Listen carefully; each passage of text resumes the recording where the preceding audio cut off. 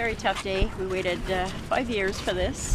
Relief and closure for the family of Elizabeth LaFantasy, 5 years after she was violently murdered and sexually assaulted. And we were cheated out of so many years without her, so it's really still tough to take.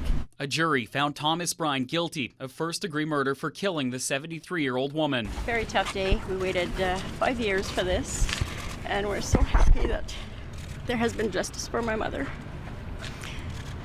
It won't bring her back, no, but at least we can end this and go on with our lives.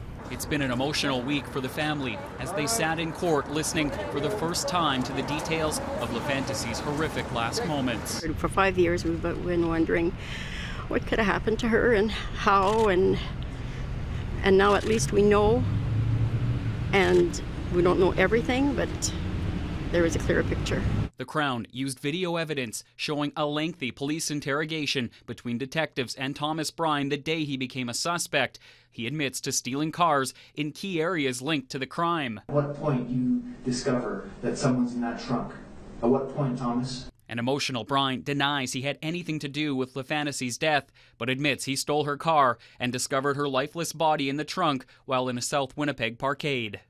It was just all over the trunk, man. I was like, what the man, I'm kidding. I swear, I'm sorry. I'm sorry for taking that car. I'm sorry for... Brine told detectives how he left the body in the trunk and took the car through a car wash to try and remove his fingerprints. The Crown also presented DNA evidence taken from LaFantasy's body, which was a match to Thomas Brine's DNA profile. Could have happened to anyone. It happened to our mother.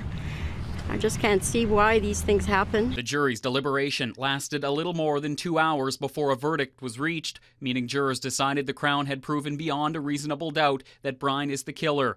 Thursday will mark exactly 5 years to the day Elizabeth LaFantasy was killed, a woman who meant so much to her family. She always had that loving smile. Always dressed to a T. She always looked good. Didn't matter where she was, she looked good. And that's what my kids remember. Oh, you know, they called her Mama, and you smell so good and you look so good. And, you know, we have those wonderful memories. Josh Crabb, CTV News, Winnipeg.